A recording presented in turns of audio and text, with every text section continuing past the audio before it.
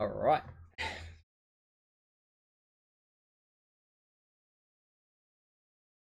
All right, guys. Welcome to another preview with our community casters. Here I am, He-Man, joined tonight by What's the Matter and former Focus head coach Stackman Do.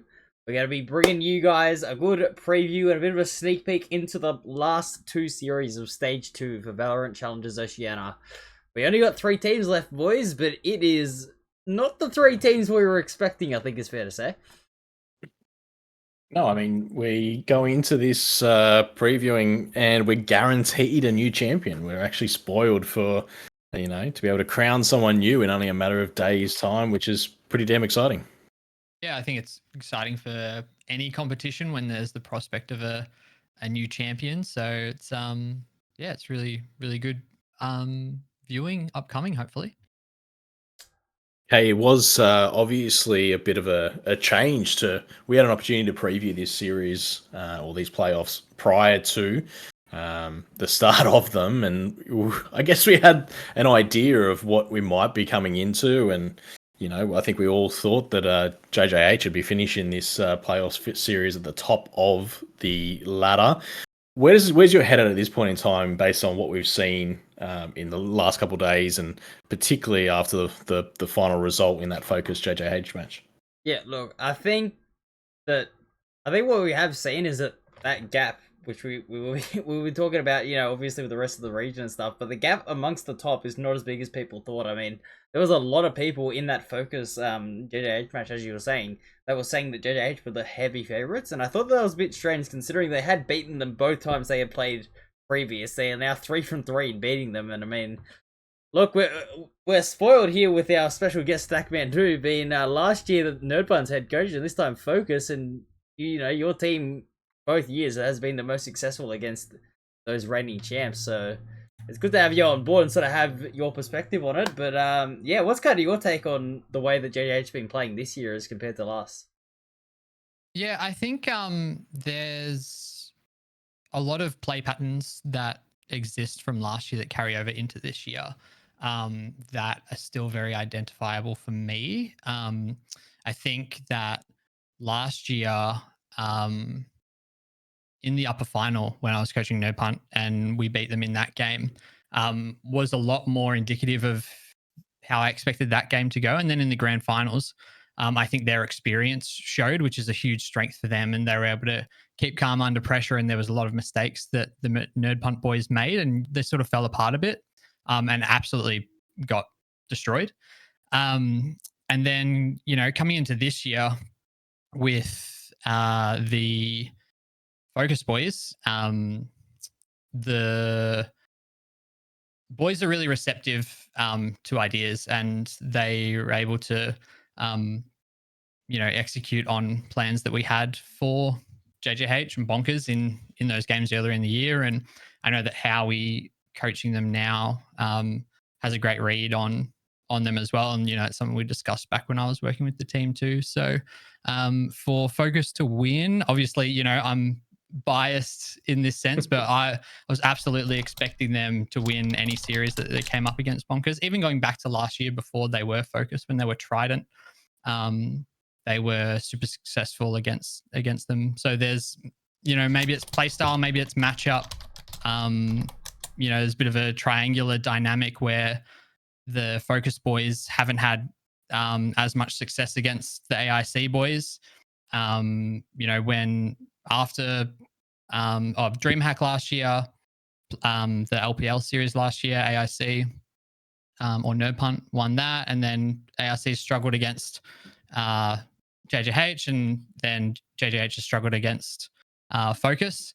But it doesn't really matter anymore because JFT is the new kid on the block, and they're just kind of wiping the floor with everybody. So it's interesting to throw them into the mix now, and you've got 4 very different play styles, I think, that are all going head to head. Well, I mean, just on that topic of JFT, I think that's a really good piece to connect in next, because, prior to this series, I think just about all of us, had JFT finishing around that 5th or 6th mark, which is where they finished.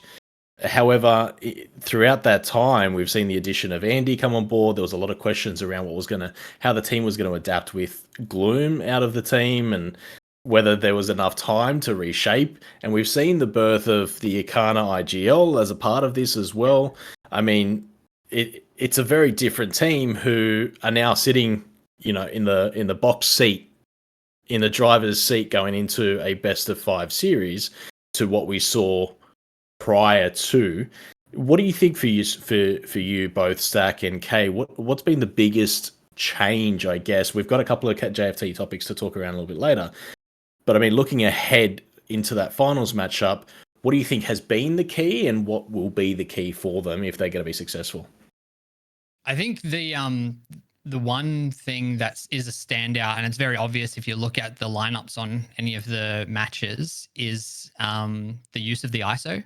They have fully lent into the ISO patch, because on this patch where we are post buff pre nerf ISO, so we've got the strongest version of ISO in all of these games with the 20-second shield, with the resets, and so they've been able to incorporate that and adapt and work in a playstyle that works around fundamental trades and playing together and playing really fast and furious with it. And that's what the ISO really enables as well. And they're not just sloppy with it as well. Like, yes, I have critiques of like certain macro aspects of their game and all that, but they do have a loose game plan that they play into with those trades and with those flooding retakes that they have been really successful with.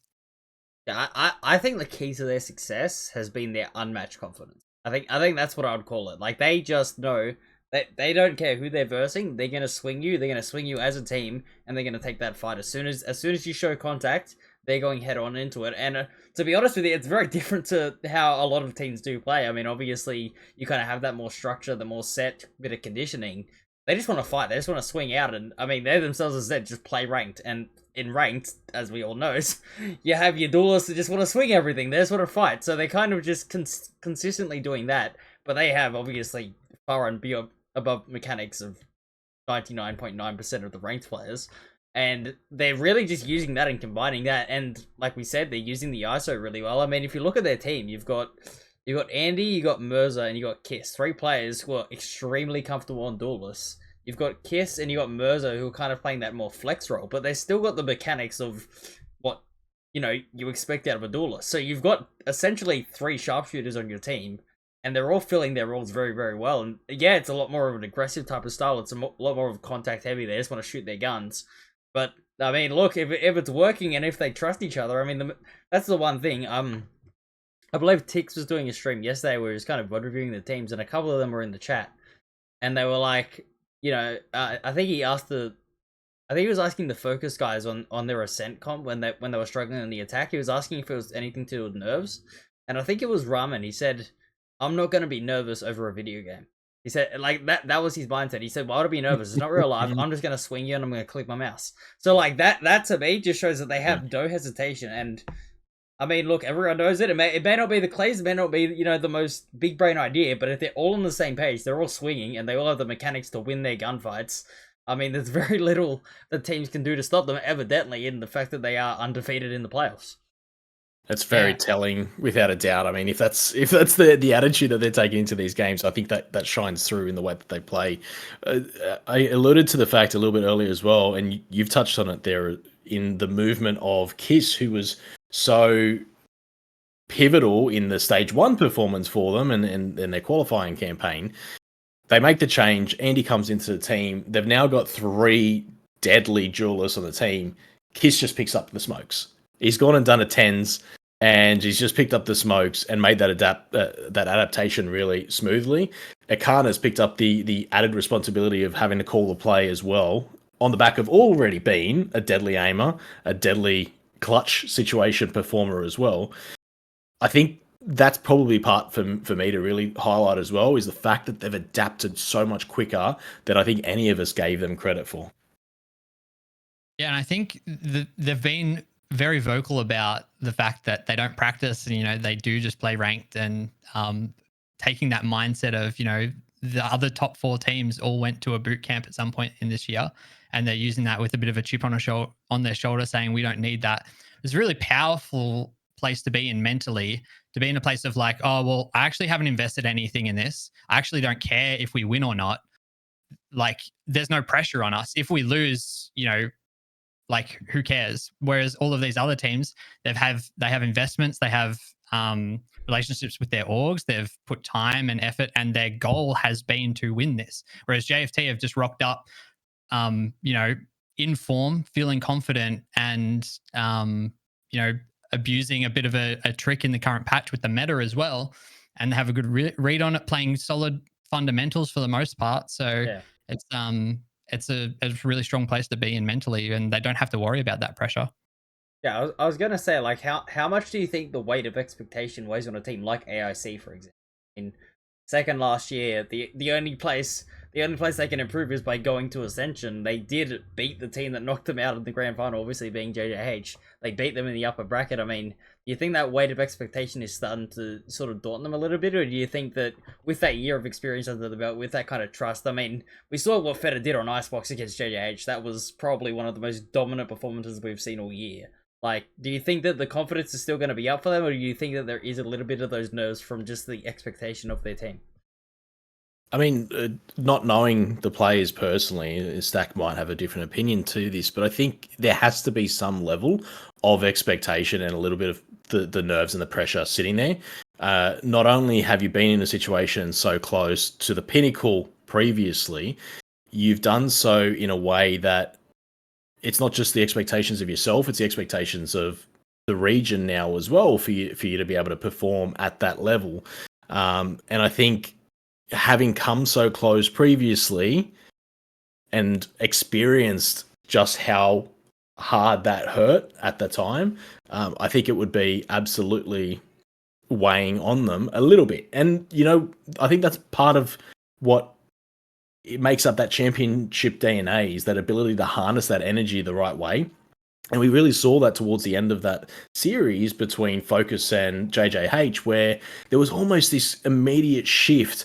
And we were obviously watch partying that game, and Stack, you pointed out there was a particular moment in that bind where I believe it was Bonobo came through with the showstopper down bind B short. And all of a sudden from there, they didn't look back. There was this whimsical creativity that came back. You could almost see the relaxation come across them, and they were just playing the game. They'd freed themselves of the expectation where they're down 10-6. They're in a situation where it looks like their year is done, all the effort that they've put in, and they've somehow managed to free themselves of that weight of expectation. So if you can harness it, I think it's a good thing to be feeling it, because it means that there is enough behind it to fuel you. But I think you need to be able to harness it, and that's the real challenge. Yeah, 100%. And I think, like, being there once, like, there's a saying, I'm sure I'm going to misquote it, but you've got to make a final to win a final, kind of thing. A lot of teams get there the first time, lose the final, I think. You got to lose the final. Yeah, you got to lose the final to win a final. And a lot of teams get there, and then they understand afterwards what it's like to be in that situation, to have that pressure, and can manage it better. So for AIC, I think they'll definitely be more capable this time around on the big day if they make it there. And for Focus, I think they handle pressure really, really well. Like, in every back against the wall situation that they've been in, they've shown resilience. They've had many games where they've had comebacks, which is nothing to do with my coaching or anything like that. That's, all their own characters. And then for JFT, like, no pressure on them at all. So yes, exactly. It's going to be a full firing grand final, I think. Well, yeah, it's interesting that you're talking about that resilience, because the last 2 series Focus have played, they have pulled off a reverse sweep. First against IPG and then against JJH, and nobody gave them a chance. After watching Haven, nobody gave them a chance against JJH. I mean, everyone was saying this is looking done, and then Bind came, it was 11-6, and then just out of nowhere, like we said, they started winning out of nowhere, and they just couldn't be stopped. So I mean, they've got to have the self-belief as well that they can beat any team from any position. I mean, taking down the former champions 11-6 down and a map down, I mean, that's got to give you all the confidence in the world. I think that all 3 teams probably feel like they are the best team. I think that all 3 teams probably feel that way. 100%. And that is the mentality you have to have at this point. I mean, you can't Mm. you like I've always said to people. I said this to a few like people like this is that believe you're the best team, but respect your opposition. And if you do that, you will win because you trust your processes. On your day, you can be the best team in the game, but you've got to make sure that you stick to your game plan. You don't just simply go out on a limb, try to do some hero play when you don't need to. I think that that's really important. That that mentality that you're talking about. I think that experience is super, super important. And I think the boot camp, you would have helped with that for an example of, respecting your opponent, knowing that you're going overseas against a high caliber opponent, but trying to trust your process and trying to find something that works. I think if you can take that mindset and apply it here in OCE, obviously there is a different style that gets played here. But if you can apply that in these finals, I mean, it's going to go a long way to at least keeping you in the game. Because, I mean, look, yes, the upcoming match is a best of 3, but then you got a best of 5 grand final, and I mean, to be honest with you, that's the only test that JFT haven't had to answer yet. Will they be able to put this performance in for 3 maps consistently? I mean, or will it be a fiery first couple maps and then they start to, miss a couple shots here and there, things start going not their way? I mean, AIC, I think, is probably in the box seat with experience and playing the most best of 5s out of anyone, so it is a very well-balanced top 3, if I'm being completely honest. Well, we will get to a bit of a preview of those final matches, and we are going to talk a little bit about that boot camping in just a little bit of time as well. But I think what we might do is we might move into our first topic, which I think's been really in the forefront of a lot of our minds. We've seen some really good growth in terms of the depth of that top 8. The results of the group stage and those that qualified for playoffs, I think, is telling enough for us in that we expected there to be some room for upsets, but the top 8 remained the top 8 between the 2 stages. The ordering may have changed a little bit, but the top teams within the region remained to be the same. And even within that top 8, I think that there appears to be still a visible gap between the levels that the teams are performing at as well. Even though we saw some incredible performances, particularly out of IPGN, who really pushed a lot of teams really far. Yeah. Let's looking at the gap between, let's assume, the top 8 and the rest of the region. What do you feel is going to be key to closing that gap, to increasing the viability of competitiveness beyond just those, let's say, 6 to 8 teams, to really grow the region, to develop our talent even further and continue to increase the way that our region is seen seriously amongst others, and particularly with the potential of a second Ascension slot in next year's VCT? I'll throw to you, Stack. Do you want to kick us off? Yeah, I think for me, without any kind of thinking about what those teams can do, without any external help or any handouts from their direct competitors in the top teams, I think that the teams in those sort of 9th to 16th spots and below, if there's any young budding teams watching this and wanting to try and break through, is that the places that you're competing for and the tournaments that you're competing in have relatively minor prizes until you get to competing for the Ascension slot. And it's okay to share strats and work with each other to try and get better and help each other get better and review for each other. Outside eyes, it's so much easier to identify someone else's flaws than your own flaws.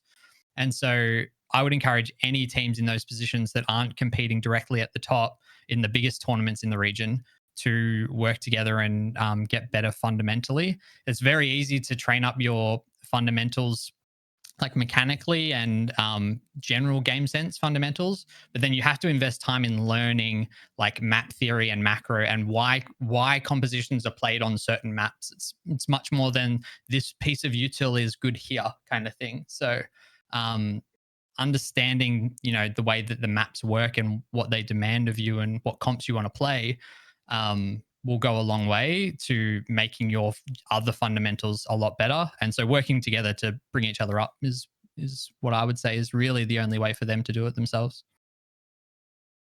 Yeah, no, I definitely think that the best way that these tier 2 teams, I mean, you brought up a good point in trying to share those strategies and kind of learn more.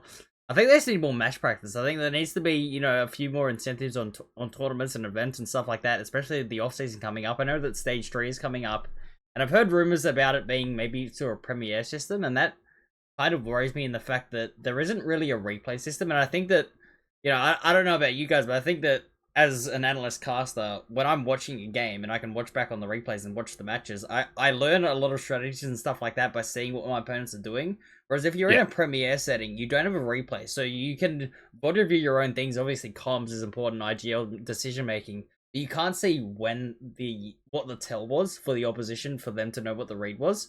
I think that, you know, if there was a replay system, I would be very, very happy with the Premiere system. I think that it is, you know, a pretty good competitive system, but just without the ability to have those replays and sort of see everything, I'd much rather be broadcasted events where, you know, obviously I love casting, so I'll cast anything, and the more matches the better, but if there was a way for them to look at replays and stuff like that, I think that the Premiere system would be pretty good. But, you know, I personally want to try to run a couple of events to see what happens and give teams as much match practice as possible, because I think that, obviously, if you're looking at even the Stage 1 Open qualifiers, it was, single elimination. So there was a few teams where they would win maybe one match, maybe a second match, and then get knocked out by one of those top 8 teams, and then they were kind of done for the split. There wasn't really too much else. I know that there's a few of the Pathfinder divisions coming through and stuff like that now, but even you look at that, you look at the Gold Division, I mean, JFT played in a Gold Division match, and because obviously they're playing in playoffs, they didn't want to leak any composition strats or anything, so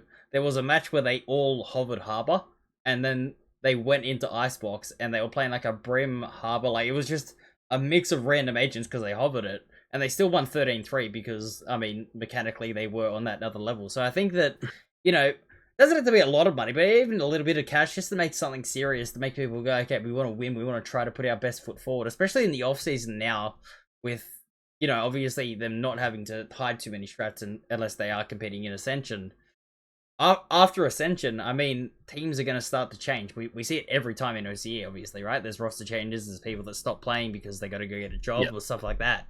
So if we can put a bit of money up and give players that are grinding an opportunity to make some sort of, you know, some sort of a return on their investment of time, I think that could really, really help the region. And like I said, and Waddy, I'm sure you're the same, the more matches we have to cast, the better. We have so many passionate community casters. We have a group chat. We're always talking about wanting to cast games, wanting to get ourselves involved in the scene. And I think that if we can get ourselves, you know, a little bit of like groundwork for these lower tier 2 teams, tier 3 teams, and give them match experience, because at the end of the day, and I had a massive Twitter thread that you can find on my Twitter if you want to. It was like 10 or 15 bloody messages, but I was basically, it was something to do with I think it was the manager of XG. She had another team that was sort of like tier 3, and she couldn't get any scrims for them.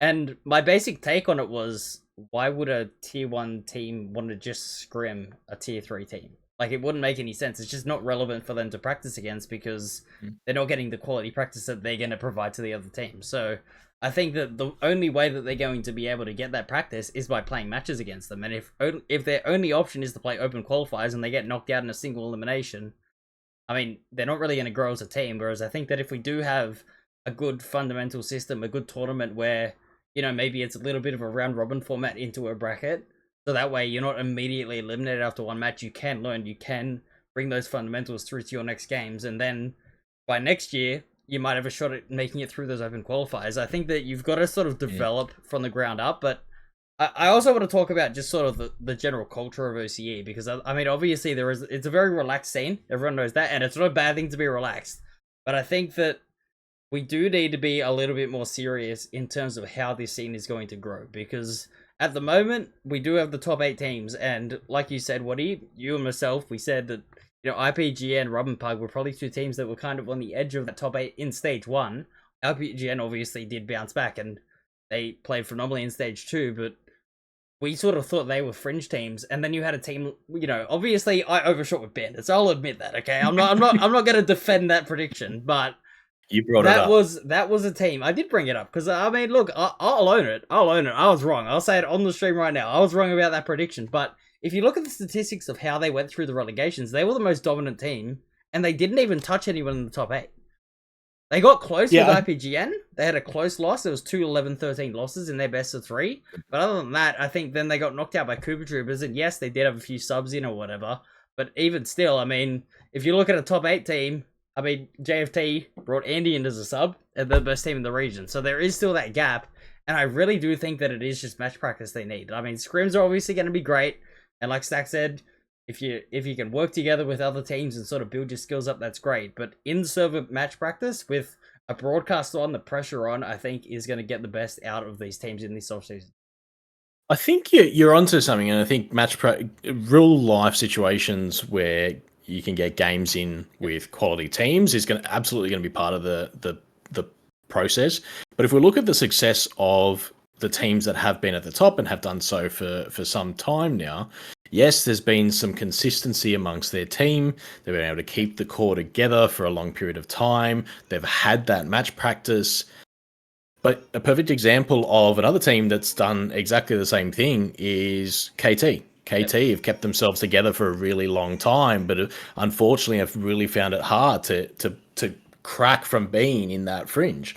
And towards the latest parts of this year, we've seen them actually make some significant improvements with the addition of Chax and Dasani into the squad as well. Yes. So it's not necessarily the consistency, it's not necessarily the match practice, because I don't think that's enough. I think there needs to just practice alone can't be enough. I think there is a big difference between practice and good practice, and learning the right ways to scrim, learning the right ways to build your macro, learning the fundamentals under the right structures. And I think that for me is the big part that's missing, is that there is a significant lack of quality coaches and management within the region to really continue to boost that talent to that next level, to have that objective third party who's creating those structures for you, taking some of that pressure off, because we've got such immense mechanical talent. Who's getting the best out of them? Who's setting up the structures so that they're spending their time having to work less on those spaces outside of what that particular skill set is, you know?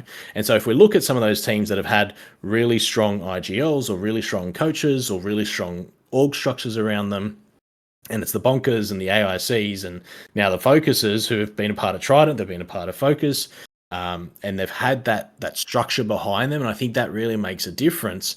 And so how do we as a region then develop that next line of coaches? What is the entry barrier to becoming a really talented coach within it? And Stack, you're probably the best placed to answer this question, because you started as a tier 3 coach. You started with Shock Unit. You moved across, you've taken on additional responsibility. So you've seen the journey, but a lot of that's been self-led. So how do we as a region develop that next level of talent out? That is a great question, Waddy. I wish I knew the answer. I think like for me to start with, one, it's a bit of a unique and niche position anyway, because generally, I mean, a lot of coaches which were like former players, you know, can kind of turn into coaches. But it's one of those things where generally you need a bit more experience. You need you know, it's not just about strategy, it's actually about leadership and, you know, coaching these young guys to, you know, have good mindsets and, you know, be diligent with practice and all this kind of stuff. But then also having, you know, the strategic understanding if you're doing it as an all encompassing role. And you actually just have to want to do it. And I don't think, you know, in general, you know, across all sports and esports, it's much more desirable for most people to, you know, want to be a player rather than a coach. And so, you know, I really enjoy the responsibilities and the things that being a coach is, and I enjoy those tasks and doing that stuff. And it's, you know, I've been doing forms of coaching before Valorant as well. So I think one of the biggest barriers for entry for me, to answer that question as well, is just like not even knowing where to start. I originally started just making YouTube content, analyzing the game. And then from there, I was like, oh, you know, maybe I merged this skill set with coaching. So I literally went into like the Valorant Discord, and there was like posts in the Discord being like looking for coach. And I started with like those shock unit guys who were just young kids. I was like, oh no, what have I got myself into? Like these like, you know, 15, 16-year-old kids. Booming look away in chat. Yeah, it got to the point where the open qualifiers were coming up for split 1 of 2023. So this was end of 2022. And so I had to rebuild the roster because there's the age limit of 16 or 18 or whatever it was. So rebuilt that roster and played really good fundamental Valorant. Bonobo was on that roster, which was really cool. He's doing it all right. And He's turned out all right. Yeah, exactly. So yeah, we ended up not making. I think we lost in the final round to Honey Badgers at the time, who had Autumn and Maple, and Milky on that team. Okay. Like a really solid team. We got rolled in the top 16 match. Yep. But then from there, you know, I sort of just cold Twitter DM to some of the top 8 teams that qualified, and was fortunate enough that coincidentally, actually, McKinley messaged me on the same day. I think after I'd followed him, it was like, "Hey, are you looking to coach?" And I was like, "Hey, I was going to message you about, hey, you looking for a coach?" Because I messaged the teams that didn't appear to have coaches or were looking for maybe extra coaching staff. And so from there, it was, you know, about being self-led. It's just about putting yourself out there and going and messaging people and finding those opportunities. Well, what was it like playing against a team that's stacked? Obviously, I mean, those players are unbelievably talented. But do you think that helped your growth as a coach? Obviously, like that experience of, you know, like you said, getting obliterated. I mean, what I heard, I talked to Myth from Focus a few weeks ago about their scrims overseas and stuff, and he said like there were some matches where they learnt a lot, and then there were some matches where they got destroyed so badly that there wasn't a lot to take out of it other than the fact they need to improve. So where did that kind of sit for you in terms of playing against Honey Badgers, and, you know, at the time obviously being an up and coming coach to where you are now? How much did that sort of influence your coaching? Yeah, I think, you know, before you break through any kind of barrier like that, there's always this sense of like, oh, like this player or you know, these guys are so good, and until you can put yourself on equal footing with them, there's always that sense of almost putting them on a pedestal in a sense, until you can prove your own worth. And so I think like heading into that match, it was like, okay, you know, we'll give it our best shot and go from there. But then once I like started coaching, I suppose it was BFG at the time, but the Nerd Pump boys, you just sort of start going through and, you know, just logically thinking about it. It's just everyone's just another player, and they're just an opponent that you've got to beat. And so you just look at strengths and weaknesses and analyze it from an objective perspective. And I just think that's always the best approach. Try and take the ego out of it, both like, you know, positive towards yourself and negative towards yourself. You know, you're just as good as anyone, you're just as bad as anyone. It's just about can you find the right plays to make on the day and do the right prep. Yeah, I mean, talking connected to what we've gone through so far is the future of T2. Maybe not just for the region, if you've got opinions beyond that as well, but I mean for the region here, going through and looking at what the future of Tier 2 Valorant looks like, I think we've obviously got something to celebrate in the fact that it's not an off-season this year. We've got a Stage 3 for ongoing competition. We're yet to see what that prize pool is going to be. Kay, I really agree with your point in that if there's not anything behind it, it's hard to get people to invest their time. Especially with the age demographic. I mean, obviously of these, generally, it's not like where it's Fortnite where it's like 13-year-olds or something. There's like a lot of adults that are either looking for or working and trying to play the game at the same time. So they obviously do want to invest their time in something that's going to give them a return. So that's why I was kind of alluding to that they need a return on their investment in these players. Yeah, I mean, passion alone can only get you so far, right? We do need to have a little bit more than... I think for me, one of the big things that I guess stands out for us is just how seriously we take ourselves. Is the limit to how anybody else is going to see us, and how serious they're going to take us as well. And I think if we reflect over the last 6 months of Valorant in OCE, we've got suspensions, we've got spoiling results in broadcast chat, we've got balaclavas on face cams, we've got no images, we've got a whole bunch of reasons why it looks as though we don't take ourselves as a serious region. So why should anybody else? And I think there's a big responsibility on all of us to I guess put forward the best product possible, and there needs to be the backing of the broadcasters as well, and setting all of that up without a doubt. But I think that as individuals as well, there's a lot of responsibility, and we are putting a lot of pressure on 16, 17, 18-year-olds to be able to meet those standards of professionalism. What are the structures being set up to teach them and to see what the repercussions are going to be if we don't meet a certain standard? Yeah, I absolutely agree, but I do think that building a culture is a top-down thing. I mean, you look at any traditional sport around there. I mean, look at rugby league, for example, right? You look at Melbourne Storm. That place is run by Craig Bellamy. He set the culture. He set the standard. He was kicking players out, and everyone was going, "What are you doing?" He said, "Well, he doesn't want to be here because he doesn't want to put the hard work in. He doesn't want to be a professional and show up every day, so he's not welcome at this club." And I don't necessarily think we should start booting everybody that says something stupid, but we do definitely need to, be like, "No, listen, you're now a young adult. I mean, whether it be, male or female, you're a young adult. You're coming up in the scene. You're representing this region, and if you do win Ascension, you will be representing, Australians and New Zealanders. You're going to be representing us as people as well.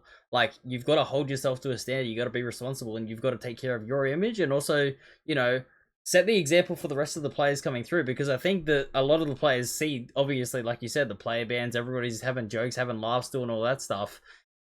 There has to be a point where somebody or something just says, "Hey, you got to put your head in." I mean, you look at the players, you look at, even you look at Autumn in BCT when he was doing the interviews, the way he conducted himself. It's a lot different to how the people conduct themselves here. He's a lot more, sort of settled down. Obviously, there's media training and everything like that, but I think just as maturing as a person, even you just got to, realize the situation that you're in. Realize that people are watching. There are young kids that want to be a Valorant player. And they want to come up and they want to watch you. I mean, obviously, you look at America, every kid wants to be 10s that wants to play Valorant. Like, and you look at the way that he conducts himself and the professionalism and the mannerisms and stuff like that. I think that you do have to try to give yourself the best opportunity to get picked up. I mean, a lot of people always talk about trying to escape the region or stuff like that. You're not going to get picked up if you don't take yourself seriously and your image is a brand risk. Because why would they pick you up when there's a ton of other countries in Europe, in America, in Asia that simply to be at the top have to beat more teams. Like, mathematically, there's more than there was 64 teams in Stage 1 Open qualifiers. There's more than 64 teams that are trying to get into Tier 2 Valorant in NA.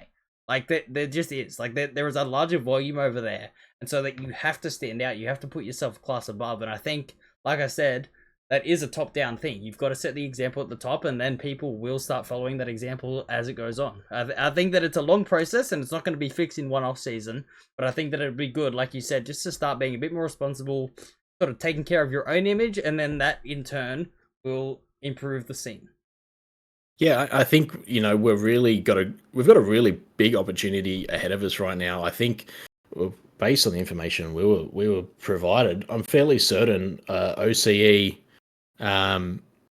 ranked 1 or 2 in terms of broadcast numbers within Pacific for Challengers League. That's huge. We have the participation behind it based on the back of Stage 2 broadcast numbers. So there's a really big opportunity ahead of us, and I'd hate to see us as a region not take that by the horns. Yeah, I did just see Komodo say in chat that about the player cams. He said some players have PCs that can't handle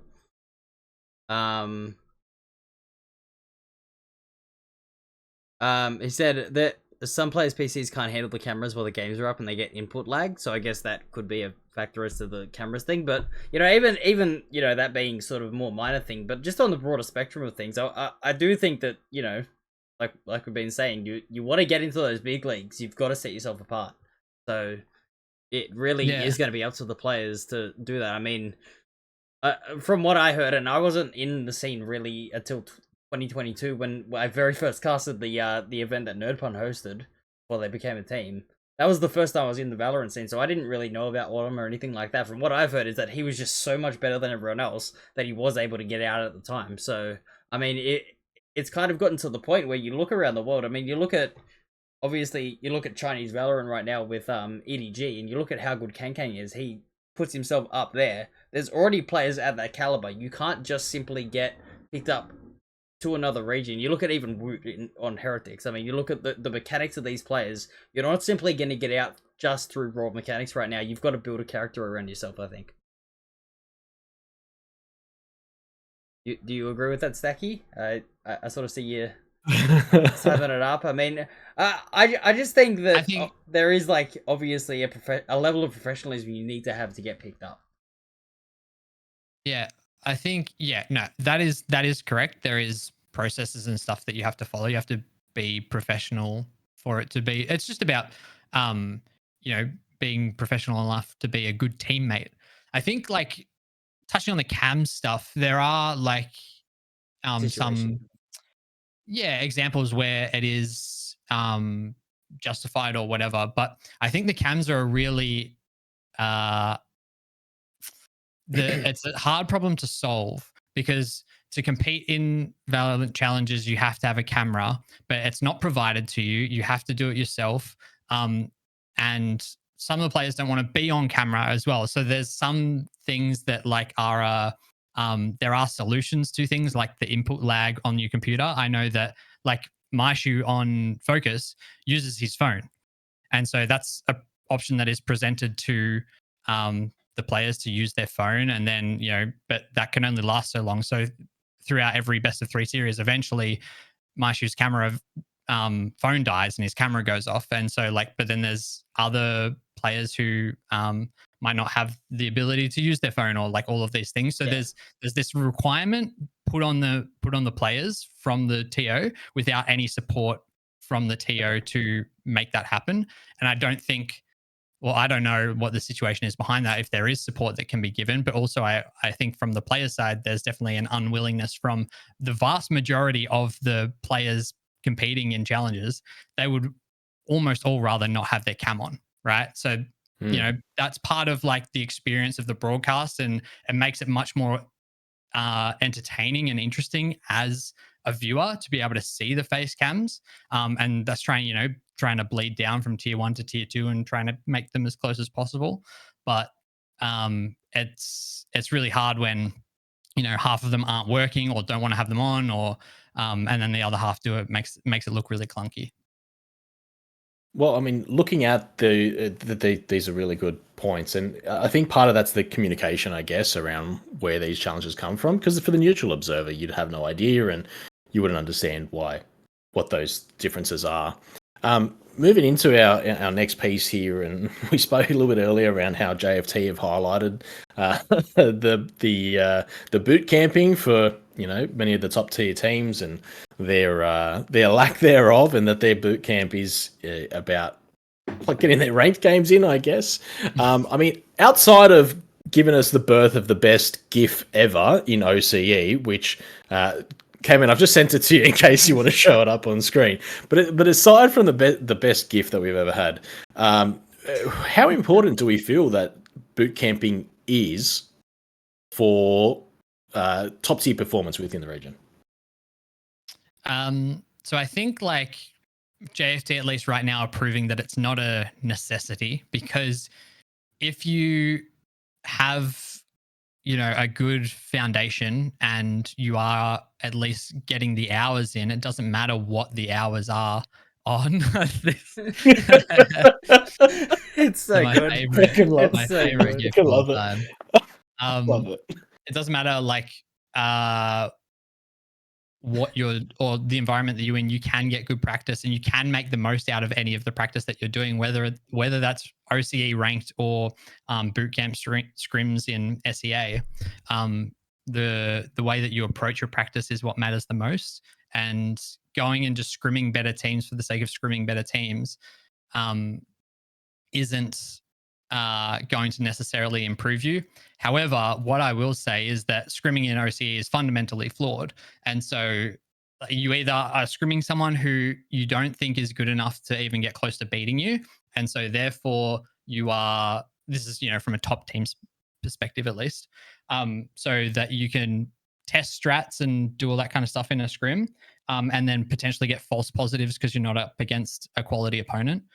Secondly, if you are scrimming a quality opponent, you have to hide strats and work on fundamentals. Sometimes it's like we can't even scrim this map on this team because we have a comp that we haven't leaked that we don't want to show them. Whereas in SEA, so like with Nous, we're doing like 6 scrims a day against teams from Thailand, teams from Vietnam, VCT teams. Like the quality of practice is just incredible. And I think if there wasn't a geographical barrier for OCE that that the boot camp, tries to bridge and give you a small portion of that scrim scenario, like OCE would be in a really, really strong spot compared to the other regions that are a lot closer and can get more quality practice with each other. Yeah, and I guess I would probably lead with the fact that I don't necessarily think that the boot camping in itself is something that's necessary, and I can't really talk to the technical because of lack of involvement, but I think one of the things that I'd suggest shouldn't be underestimated is the role that experiences such as that can play in building the culture of a team and building the connections between 100%. The players that are going to come through during the gameplay, and the reliability, the ability to lean on each other, but also the connection, the ability to find flow state together because you've shared these experiences, you've been brought together over something which otherwise is less obtainable in an online competition. But I think it's a long-term investment as well, right? Boot camping, like you don't necessarily, in OCE at least, you don't necessarily boot camp in that little break between stage 1 and 2 to come back and be the best team ever, undefeated, no one can touch you. You go in there to develop your skills, maybe spend a bit of time in real life with each other, because obviously there could be, like you said, geographical things. I mean, looking at the AIC boys, I think Federer and Biggie G's are in New Zealand, so they're in a different country. So being able to be together in person stuff can build that connection a little bit more as well. You're kind of looking at it as a long-term thing, and should AIC go on to win, I think that it would be proof that it is a long-term investment. I mean, they did it at NerdPart, and then they went... Where did they boot camp again at NerdPart? I think it was in Australia, wasn't it? But they all went in person together. It was in Melbourne for DreamHack. Yeah. We all got together for DreamHack and then spent a few extra days. I think we extended out to a week so that, we were all in the same environment for a week.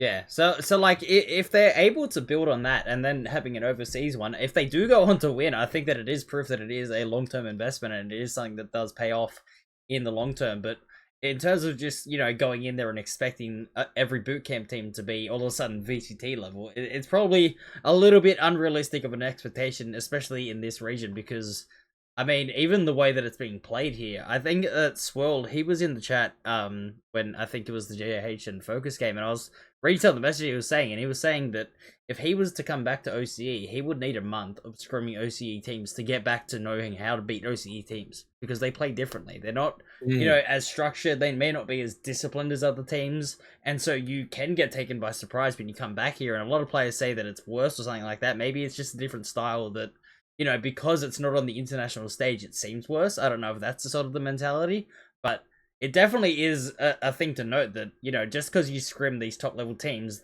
the teams that aren't as good, you still have to respect your opponents. You have to respect who you're playing against. You can't just expect to simply roll over them every single time. And I mean, it's absolute proof in what JFT have done. And salute to, I see I can't remember the chat. Salute to you boys. I mean, hats off to you. You have overcome a lot of the doubters. And honestly, I think that, it's absolute credit to the way you guys have been playing. And I think the teams now that you have proven that you are, at the moment, the best team in the region, I think you have proven that teams do have to respect you regardless of what your stature is in the region. If you're competing against someone, they're your opponent, believe in yourself, trust your processes, but acknowledge the fact that this is a quality team. Yeah, without a doubt. I mean, talking about JFT being at the top of the pinnacle, at the top of the mountain at the moment, in that box seat, ready for their best of 5, we do draw our attention to who previously sat there, and JieJieHao. And I guess the question now that we know that a new champion will be crowned, the question to both of you is JJH's reign over? I think categorically, yes, it is. But not- Like they have been fourth place, but that doesn't mean that they can't come back and win split 3, or it doesn't make them any worse of a team. I think that the growth of the scene is, testament to showing how they're not as dominant anymore, and they're still able to compete as one of the best teams. I think a lot of their success previously, a lot of credit goes to Mini for being really far ahead in terms of IGLing compared to the rest of the region, and also really understanding how to punish mistakes. And I don't think there's ever been necessarily a huge mechanical gap even last year, but it was always coming down to that bit of polish and that bit of strategy Split second decisions. Mini would provide, especially in the mid round, and closing out on advantages. But now that gap's closed, I think there's stuff that's always been in their game that has gone unpunished, and now it's getting punished, and so that makes it good for everyone in the scene to have these close matches. I think that, I agree with second that. I think that we're no longer, the quote unquote one team region where bonkers like that core just kept on winning, kept going overseas. I think that we have proven that there is an improvement in the scene, and I think that, I just wanted to address that. I've seen a lot of criticism online about that roster, saying that they should now quit because they're washed or they're no good or anything. A lot of people are saying that crap, and I'll tell you, I don't know.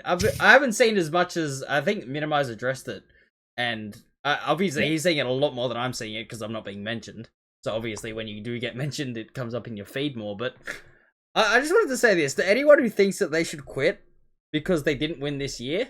You're the type of person that has the mindset that wouldn't win 3 years in a row.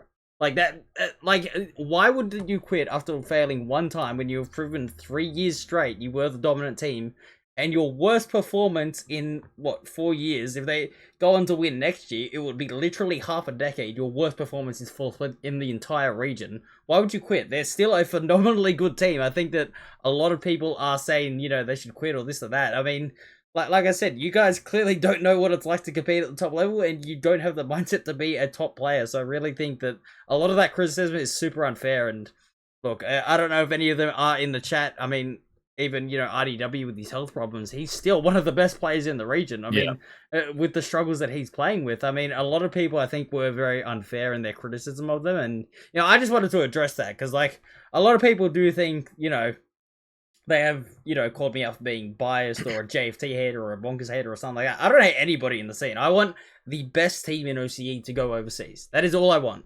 I think that if, and last year, absolutely bonkers were the best team. And I think that, if we can send a team to Ascension, and it doesn't matter if they win one game, if they win no games, if they win Ascension, I want to know at the end of Ascension that there is no other team in OCE that would have put a better performance on than them. And if that is what we are doing, in my opinion, that's when the scene is working. So I just want the best team to win. And as I said, I've said congratulations to JFT for proving so far up to this point. They've earned their first seed. They're in the grand final first with that advantage of all those map bans. And I really just wanted to address that at first to say that, whilst yes, their reign is over, they're no longer an unbeatable team, some titan that nobody can take down. They're still a very good team. Without a doubt. I mean, individually, you're looking at top 2 in just about every position is on that squad. Yeah. So there's no reason to be doubting them, and they haven't gone backwards from those positions either. So in a vacuum, as individuals, they've got deadly ability to perform. The question is as Stack alluded to earlier, is that the gap between them and the rest of the field, I guess, has closed. And how do they continue to make that adjustment? Do they need to make roster changes? That's up to them to make that decision as to whether or not there's anything else that we're not aware of. But it doesn't sound like it based on Mini's suggestion on Twitter the other day. So realistically, the raw talent alone on that squad is enough to continue to carry them. It's whether or not it's enough to carry them to reign over the region.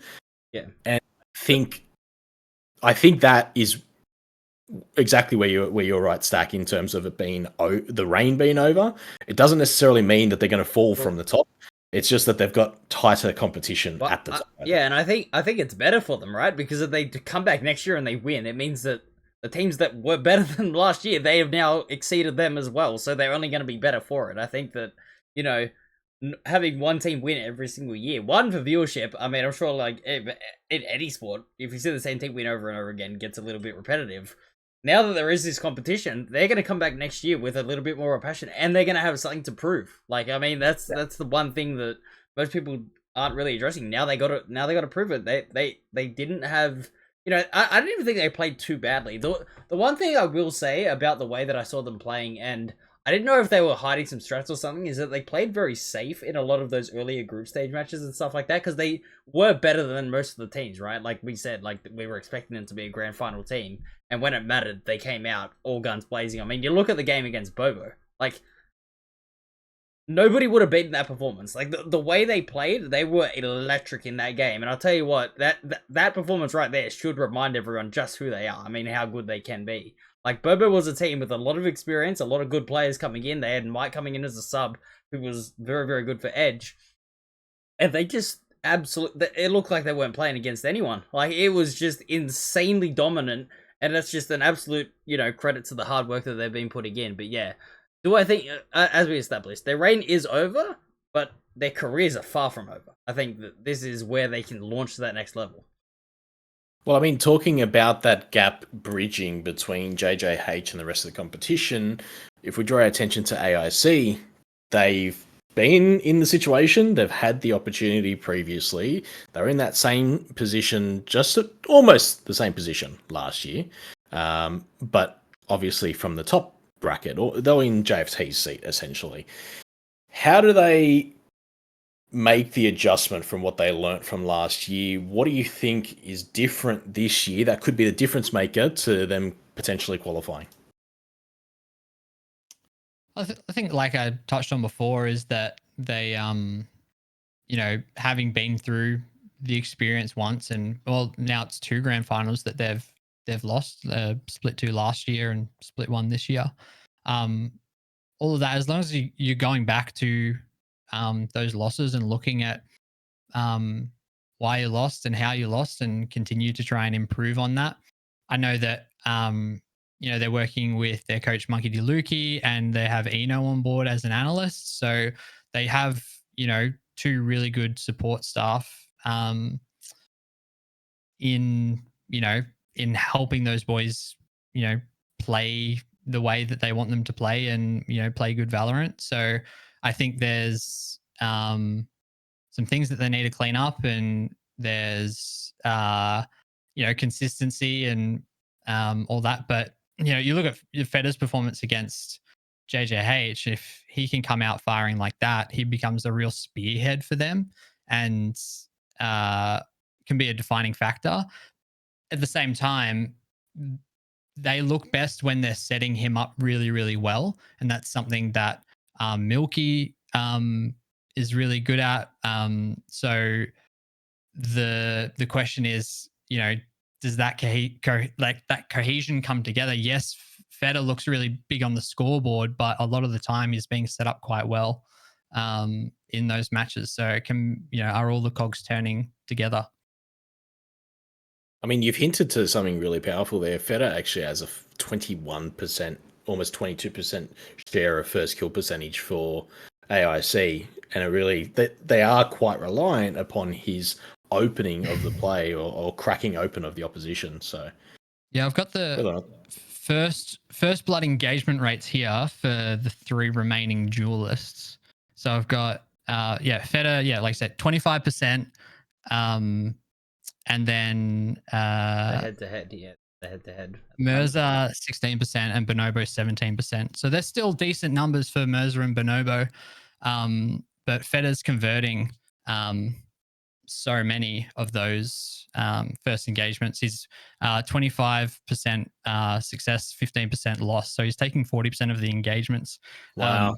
Mirza and Andy combined are taking 53% of JFT's first engagements. So like he's putting in work, and they really do lean in towards him having being the spear tip. I think it was, I don't want to get the numbers wrong, but in the JJH AIC game, he had 17 first engagements and Lou had 2 for the series.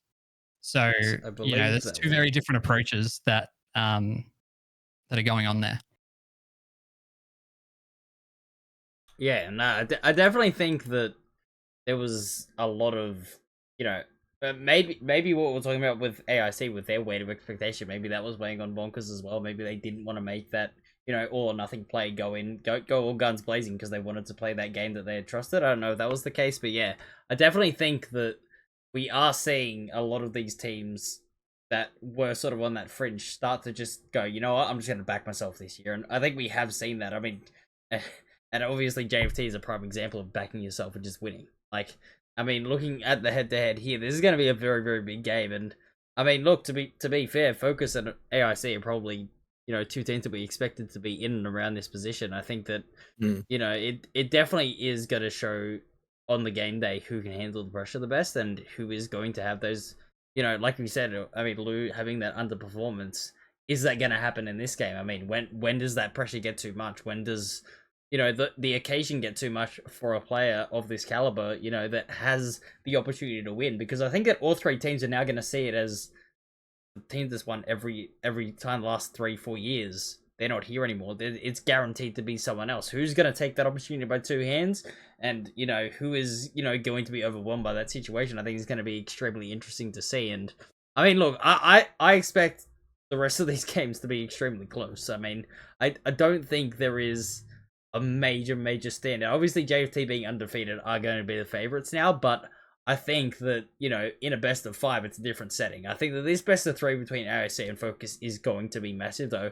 The last time that they versed, I mean, there was that split game that went like 18-16, and Blessed had that 1v5 in OT, and everyone was going nuts. Like, there's going to be so much good Valorant to come for the rest of these games here. And, I mean, with this head-to-head here even, I mean, the stats show that it's relatively even, to be fair. I don't think that there's a big favorite in this matchup here. I think that it is going to be who shows up on the day and plays well.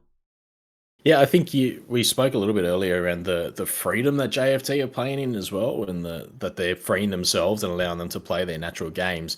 And I mean, considering the average ACS over the last 30 days, JFT have 4 out of their 5 starters in the top 10 for that. Only 1 other remaining player is in that top 10, and it's Feta, sitting second. So the damage that they're able to do, JFT, across the board, you then draw it back and you go, okay, well, you've got 3 duelists potentially on this JFT squad. Merza's been deadly with the operator, so much so, he's sitting on 26 operator kills. The next closest is Vizsla on 12. Has been dominant with that weapon in hand. I think he played the chamber a bit as well, didn't he? Merza? Potentially. He played a few games. I think he's in chat. Yeah.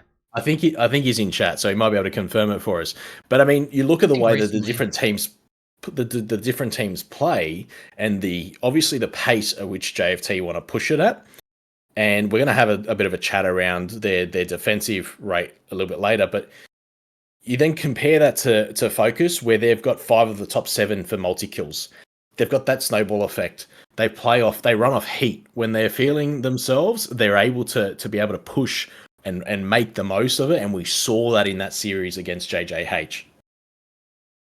Well, it is interesting you were going to say that. I think we could segue sort of into talking about post-plant success rate. I mean, that's been a big thing that I've been looking into a lot, and I mean, here are the stats, just so you know, it's on the screen now.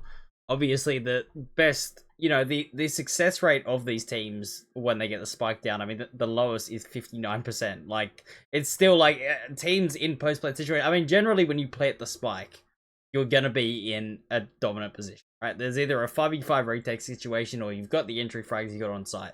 So it is expected that a top team is going to convert those chances. But the one thing that I really, really did want to highlight is that if you're looking over on the post-plant retakes there, you have focus down the bottom. Now, at the end of the group stage, in stage 1, I had run these stats and we were planning to do a little show, but it got a bit delayed and whatnot. But when I did the stats, focus were first with, I think it was like something like a 43% success on retake. So clearly either teams have had a really good anti-strat against them, or that they have just been, I guess, over-committing to side holds and losing too many numbers to retake. And you look at a team like AIC, who are winning over half. That was not being done in stage 1. So there has been a little bit of a shift in those sort of situations there. And you got JFT, like we said, playing with full confidence. I mean, they're going to retake in a 2v5 at this point. Like, they're just going to send it. And it is working for them. The teams that are backing themselves to just get those frags, backs against the wall and standing up instead of just going for the save, they are playing for those retakes. So I think that we are seeing a little bit of an interesting swing in that. Yeah, I think also on those statistics on the defensive success rate, the JFT sample size is significantly larger. Is that right?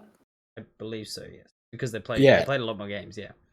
Yeah, so well, I think it was the last a lot more 60 rounds days. anyway. So yeah, they've played more rounds, but it was all starting from the first game of group stage and stage 2. Yeah, that's one of the data is. One of the things that's really stood out for me on JFT is that retake and their ability to do it. And they play in pairs and they trade so well. They are so efficient in that. They're willing to play deeper on site and not get caught losing those early engagements. And I think that's really telling for their ability to win those rounds that I guess others are losing those earlier engagements. But I mean, even in 4v5 situations, they're winning at a 42% win rate. So they're pushing the pace even behind. Even if they do lose one, it's that retake and the way that they're doing it. Even though we've talking about the difference between that set macro and the ability to do so, they're instinctively playing off each other really well and trading perfectly. Yeah, it's making up for like a lot of time where they lose a lot of map control and give up what I would think is too much space in a lot of rounds. They are able to execute on these retakes really flawlessly. The ISO helps enable that by ensuring an extra bit of trade viability. And so it's been something that's been, you watch it and they just sort of roll through teams. They have really good spacing and trading. It's their biggest strength by far. While we are on the topic of JFT, so I believe we have to have a short ad break on the Twitch. I've stalled it out as much as possible. It's just automatically run. So, any subscribers in chat? Yeah. Any subscribers can still hear us here.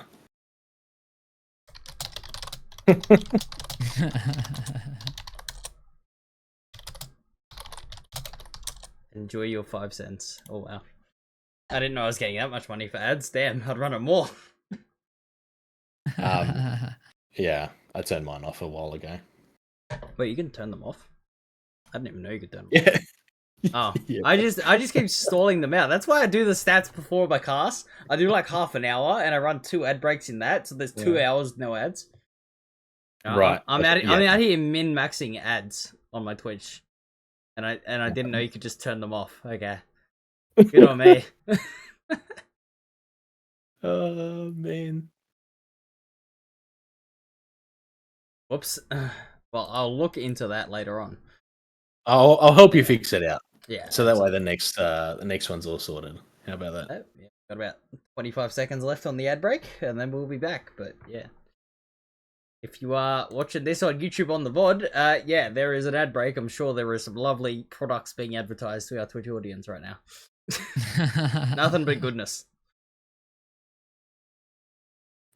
Well, we do have only a couple of topics left to go anyway, and just as this ad break is about 3 seconds away from being finished, look at that, you missed nothing. We're back. We didn't say anything important.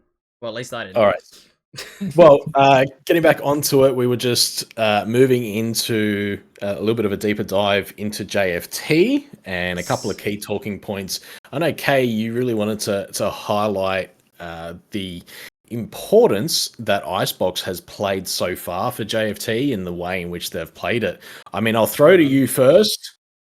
Oh, I've messed up. I'll throw to you first. I know that Stackman has some thoughts on this as well. We got double sunset there, so Yeah, that's that might not be. We might need to I'll scrap get that one. I'll get the stats up on it anyway. I've got it here on my computer. But I know that you wanted to talk to this a little bit. Stacky, if you want to jump in first, maybe whilst we get this set up. Is this an insta ban of Icebox against JFT? I know that K-Man's going to have a different perspective, but I definitely think not. I think that their stats reflect really good results, but you look at a little bit deeper into those stats, look at the teams that they're going against. Yes, they rolled Focus, but Focus, well, look, depends what Focus do with their Icebox, if they make any adjustments or not, because that was pretty horrendous. But the coming into vetoes and stuff, you don't know how confident teams are in their own map pool versus other map pools. It's really easy to go, oh, this is one team's best map, we should ban it. But put forward a situation of you've got to ban one of their two best maps if you're in the situation that you don't even have a perma ban because you don't practice it. And then you can say, oh, well, their best map is our second best map. Obviously, all hypothetically. Their second best map is our fifth best map. Well, what would we rather do? I will rather try and take them on their best map because it's our second best map, or rather than having to play our fifth best map. So that's one part of it. The other part of it, I think, is one, it's ISO's best map, so it helps JFT look really good, or at least in my opinion, ISO's best map. So it really works with that situation. But I think AIC are one of the best teams on Icebox in the region, and in Split 1, Focus was undefeated on Icebox as well. So, I think it's just a highly competitive map for all teams. Yeah, interesting. I mean, just looking at stage 1, which was when JFT had their only loss, it was the AIC. So, I mean, for them letting it through, it is understandable. They did beat them. They didn't even end up playing it, obviously, being a 2-0. That was the decider map. So you could kind of understand why they would have let it through. I just think that looking at their record, they've played it 9 times this year. They've won 8 times. The only loss was the AIC, like I just said, and it was a 13-10. So I think that, it is a map that they just understand how to play. I think that it definitely does play into that confidence. There's a lot of angles you can just kind of ego swing and, come out with trades, and playing the ISO, that shield almost, you essentially trade your shield in some situations. So I think that they do, the map does suit their playstyle, I think, really effectively. And I do think that, like, obviously my opinion is that, if you were going to play against them, unless you had some insane strats, I think that, it is a map that it's easier to not play them on. But, I mean, obviously no one's going to get the choice anymore because JFT gets the 2 bans. Exactly. I do think, though, I do think there's merit to what you're saying, though. I think in terms of, like, just swinging and stuff, like, before the ISO came out, they were playing a lot of Rainer Jet. And I think that double duelist style of Icebox is really good for mechanically diffing people. I also think that if you're playing Icebox correctly, that comp sucks. So like it just comes down to, are people going to be able, do they know how to play fundamentally well against that? And are they mechanically solid enough on the day to be able to deny it? Yeah. I mean, one of the situations where I did, want to sort of say with the betas, it was the series Peace and Love played against JFT, and I know that obviously they're, Doctor, he likes to play his crazy stuff and stuff like that, but their first ban was Sunset, which I don't think JFT even played in that group stage. So it was kind of a bit weird for them to ban it, because they said that they just want to ban maps that Phoenix isn't good at, because then Water can play Phoenix. Yeah. That's kind of what they wanted to do. And I think that Sunset isn't horrible for Phoenix, but, for whatever reason, they wanted to ban it. Unironically, probably his best map. So I don't know where they got that from. But a lot of teams will just have a permaban, and they'll practice 6 maps and have one that they don't want to play. And so they'll just cop whatever pick is the case. It sounds like that was the case with Peace and Love. Because then they played on Peace and Love. They played on Icebox, and Peace and Love just didn't look like they ever had a shot in that entire game. So, whereas I think that if they were on Sunset with, like you said, Phoenix being very good on that map, I think it would have been a much more interesting series. But that's my take on it. I mean, you clearly disagree, and I think that it's gonna be played. I mean, Icebox is definitely going to be played in this grand final. I don't necessarily disagree with you. I probably disagree with Peace and Love and like choosing like to have a permaban of Sunset if they want to permaplay Phoenix on every game. I think having a permaban is inoptimal anyway. So like if you're having to permanently ban a map, you're going to have a compromised veto. So so if it just comes down to matchups in your own confidence on maps versus others. Well, talking about confidence, we've got probably one of the most confident players going around at the moment, and he's playing on a very strong agent for the majority, Andy. Yep. Was Andy the best pickup of the season, especially considering the amount of changes that JFT had to make to accommodate a position or player like Andy in the shift of roles for the rest of their team? Yeah, well, I mean, if we're looking at the, statistically, I've said this, is that in the group stage, there was 2 players in the entire group stage that had more kills than rounds played. One of them was Ace on Bandits, the other one was Andy, who came from Fun Crew, went across. So, one of the top performers, one of the best fraggers. I mean, if you're going to put a player like that with that many frags, you got to put him on an agent, you got to put him on ISO with how strong he is at the moment in the patch. So, it makes complete sense the way that they played it. And it really, to me, it really was a smart pickup by them. I mean, he fitted into the team perfectly. He's kind of filled that role of, just taking that contact. Unmatched confidence is what I was saying at the start of the show. And that's exactly what that agent is all about. I mean, you're going to ult somebody, you're going, I'm 1v1 and dueling you. Like, there's nothing says unmatched confidence like, hey, Feta, come here, let's fight. Like, you know what I mean? Like, not many people are going to say something like that and have that mentality, and it works. Like, that is the, absolutely, the most impressive thing. It worked against a team with those quality players, and it's why they're in the position that they're in. Yeah, I think Andy on the ISO has been incredibly valuable. He's playing the agent really well, having full confidence with that shield to swing, terrifying his opponents. I think it's like him being on that ISO is enabling their really like chain trade play style that allows them to just flood in and get that extra little bit of advantage and pressure with those floods. You mentioned it before, Waddy, full credit to Kiss for being able to transition to smokes from being very much like an op heavy duelist. There's not enough room to fit both, like 2 op heavy duelists in a team. So now they've got Andy as the rifle duelist, they've got Mercer on the op, and then Kiss being able to transition to smokes. And Mercer has been incredibly deadly with the op. He's for a long time been one of the sharpest kids going around in the scene. So you start putting those pieces together, and then Ikana is someone that I've rated incredibly highly for a long time as well. So to see him flourish on the IGL role, I've always thought he had pretty big potential. He trialed for us way back before Milky joined Nerd Punt, and I was very impressed. He was almost made the final cut, but I think they're a deadly bunch of individuals, and it's gonna take a team executing really well to beat them. Yeah, I think Andy's been a big contributor to teams in the region for a long time. We saw how important he was in that Fun Crew team as well. Yeah. And well, I mean, those frag stats mostly were Fun Crew games in that group stage until he came across the JFT. There you go. So, yeah. And it goes to show, whilst ISO's without a doubt helping, because we did see that deadlock game.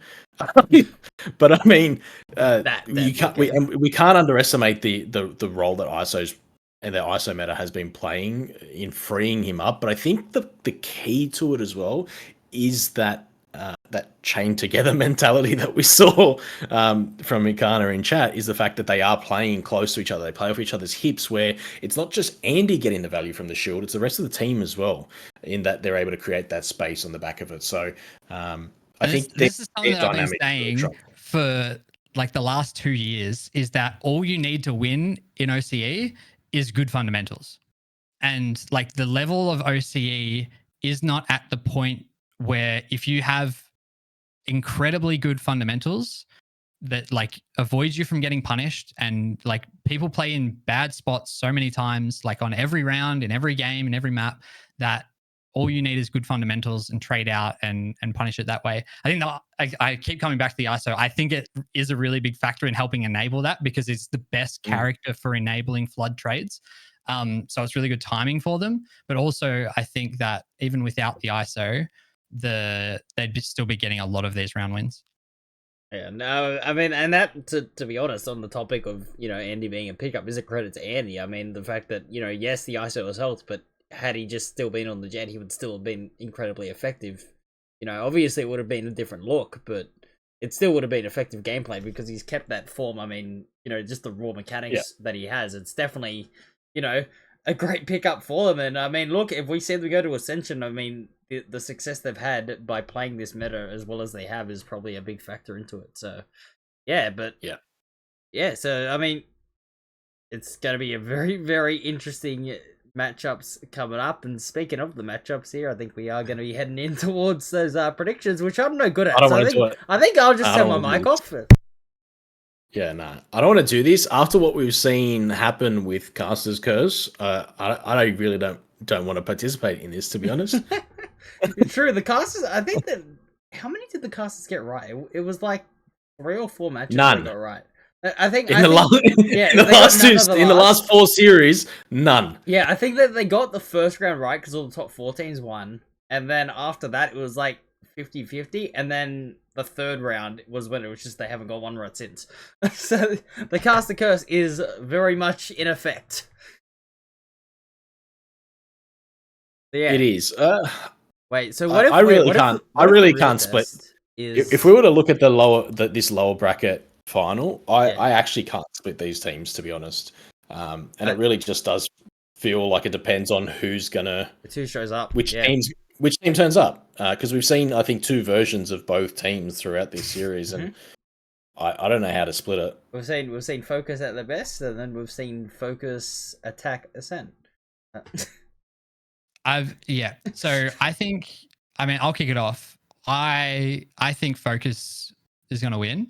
Yep. I also think that Focus, from my eyes, and I'm trying to be as objective as possible. Obviously, I have, previously coached both Focus and AIC, but in my eyes, Focus has played the best Valorant in playoffs out of any team. They've looked the best when they've been at their best, and they've also looked worse than any of the other teams in playoffs. So literally first and 8th is where I've seen them play, depending on the map, depending on the half. Yeah. I literally told them that their Ascent attack was dog shit. So, yes. Well, I mean, they've had 2. I think they've had 2-10 halves on attack, if I'm not mistaken. Yeah. So in playoffs, it's up and to they're them. Still here, like.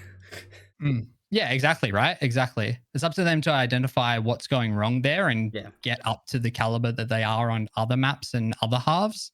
I think if they play their best, they are the best team in the region, and they will win both games. I think they have the deepest map pool as well. Yeah, well, I think that, the one thing for me is that their mid-rounding is super, super impressive to me. The decisions they make, Vizsla being that ideal, I think that a lot of the calling that happens, they do definitely give themselves the best opportunity to make those adjustments during games. With that game against JFT, right, where they have been beaten by them twice stack, what do you think, obviously without trying to expose some strats or anything like that, what do you think is like the biggest weakness they have against that type of playstyle? I actually do think that part of it is them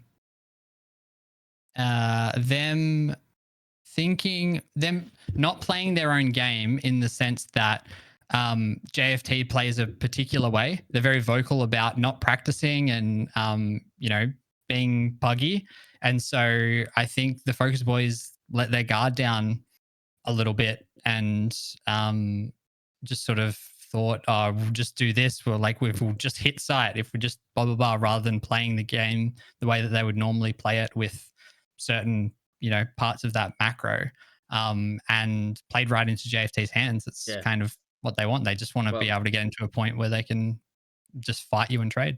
Yeah, I think that that's the most impressive thing that they've been able to do against all the teams is they've forced them to play their game, and that's where they're the most deadly. So it is about trusting your protocols, trusting your game and trusting your IGL in the game to come up with a decision in those timeouts. Really talking about how you're going to adjust. Maybe it's a bit of a mental reset type of situation. Just understanding that you can win rounds through your own structure. It's been working this whole time. You don't need to change it up just because the other team plays a style that you're not used to. I do agree with that. That whether it's a bit of an ego thing or whether it's like that, they wanted to prove they're better aimers, so they're just gonna swing them back and see what happens, and it didn't pay off. I don't know if that's a factor in it, but I mean, JFT, like I said, they've proven to be the best team in the region right now because everyone is playing their playstyle and they're the best at it.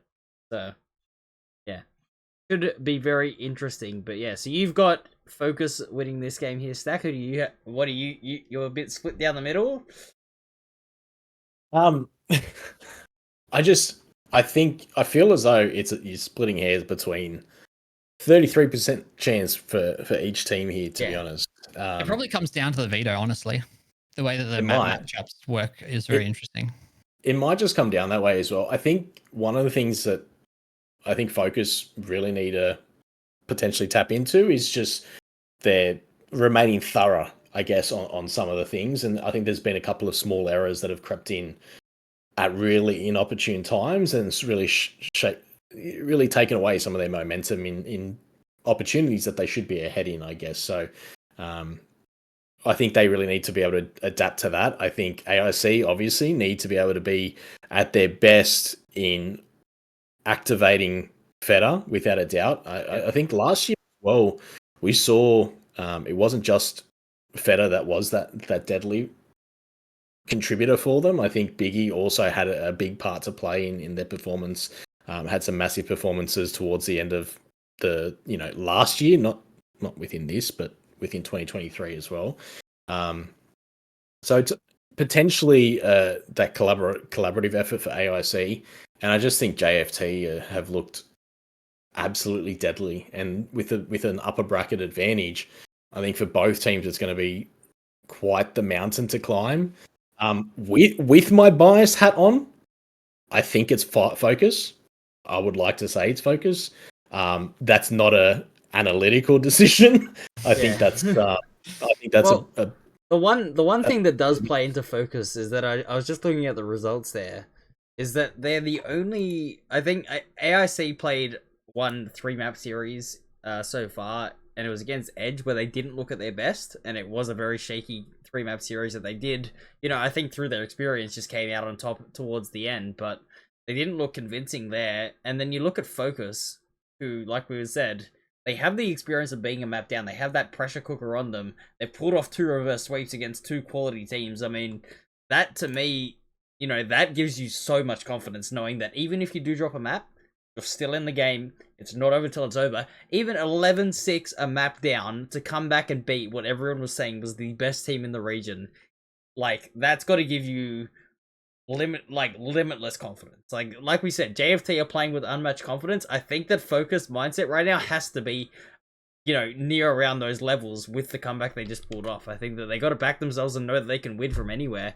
And I think that, like you said, we're splitting hairs. It's going to go to the 3rd map, and I think that if it does, I think Focus do win that 3rd map just based on their experience and form coming into it. I think that, they've got to back that prior experience, and I'm not at all criticizing AOC, by the way. They're a crazy team, and absolutely, it's honestly a 3-way.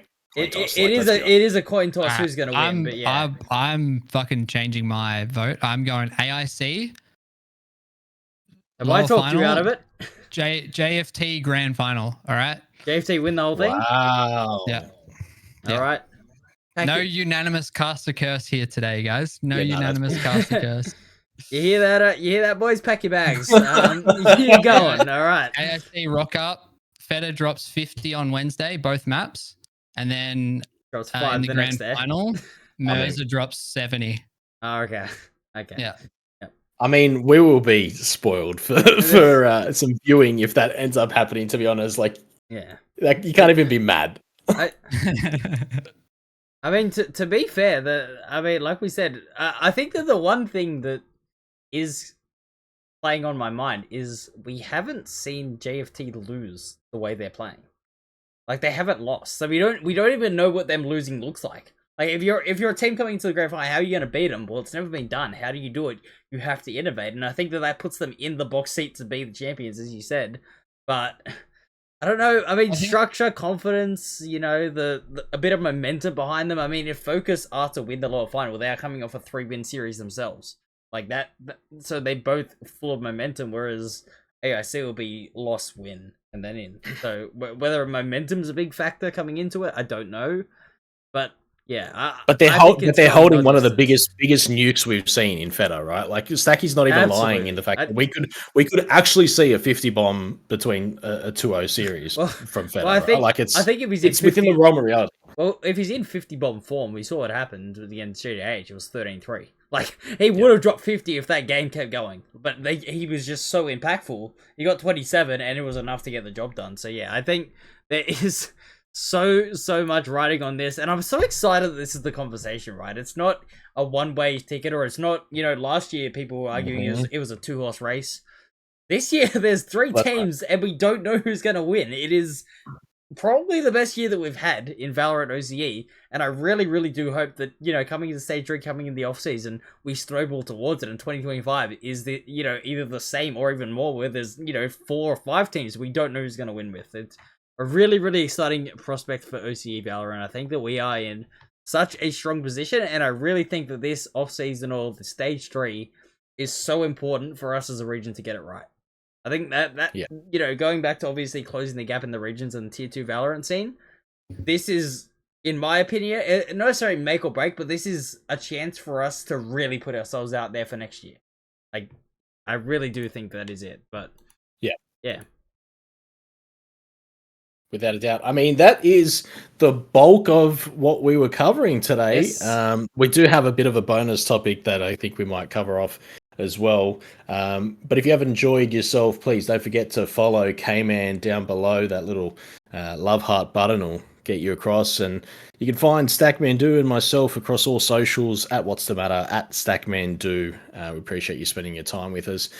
Kay, we've had the privilege of being able to track this entire region for the good part of 6 months. I was up until 6 in the morning finalizing it. So yeah.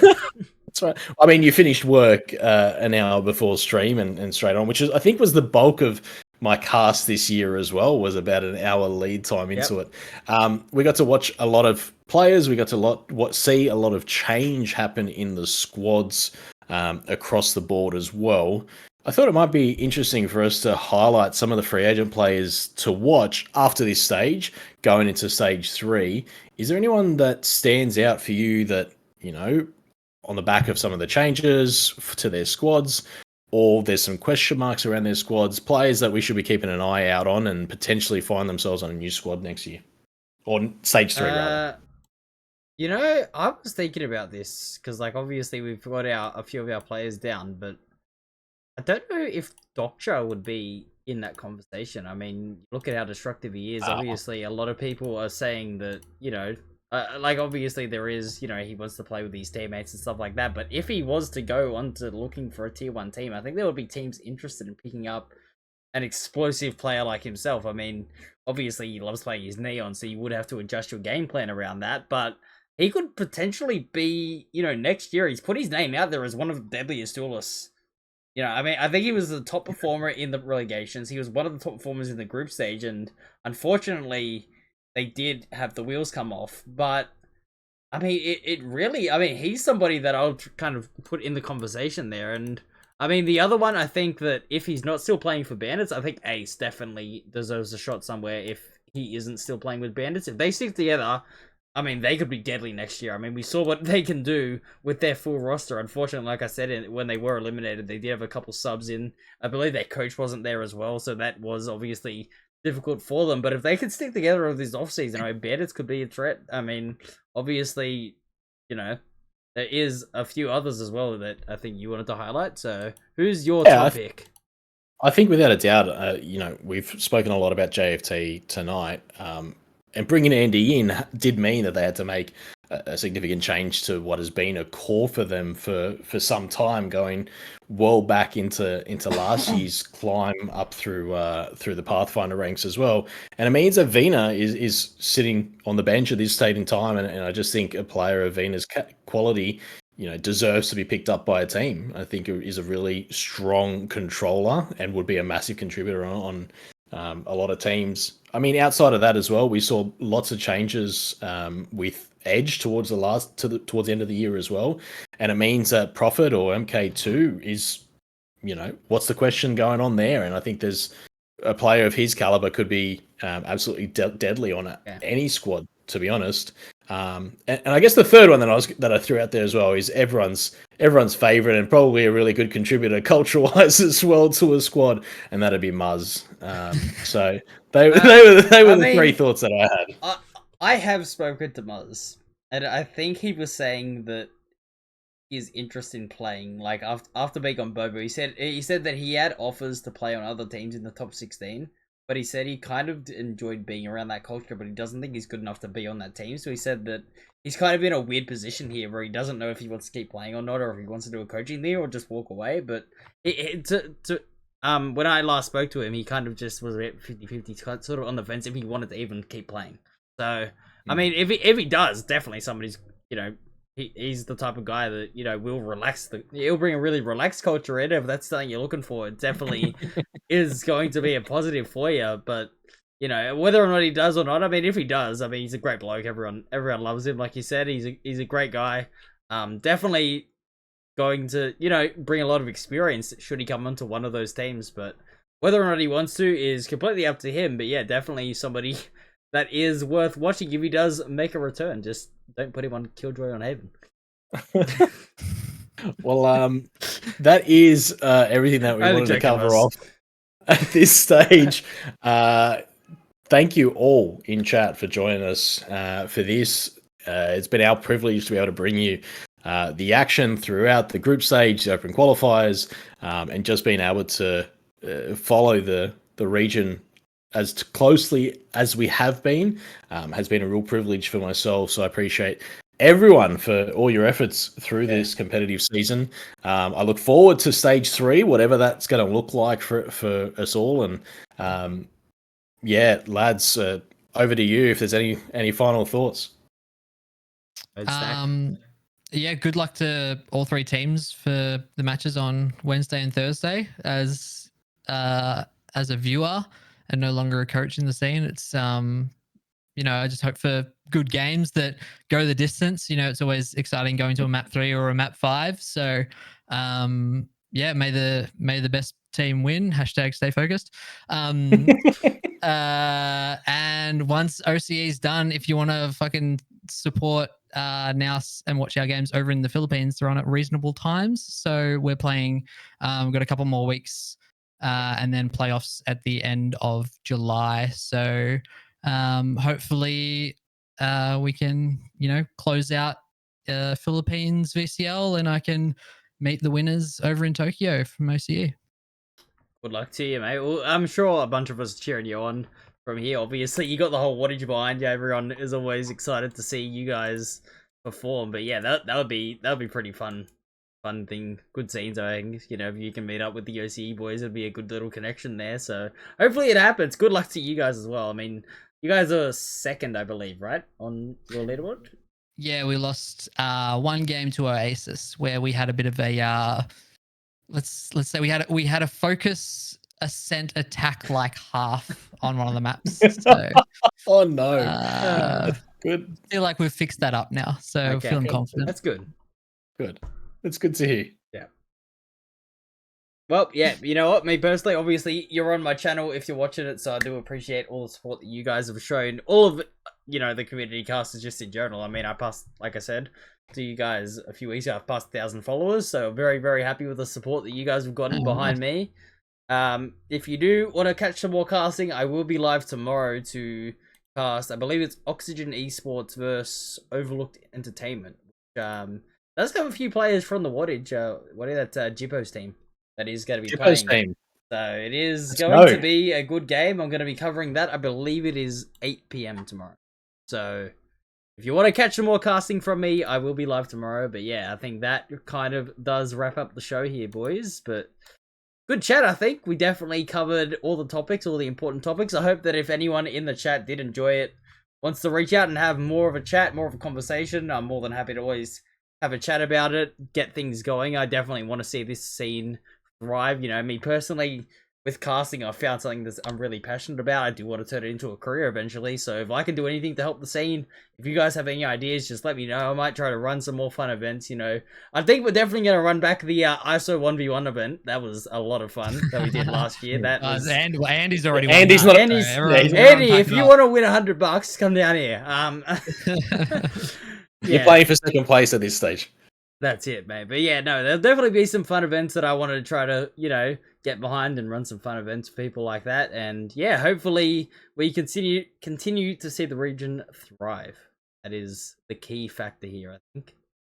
Collectively, I think we all just want to see OCE on top. Without a doubt. All right, good sesh, boys.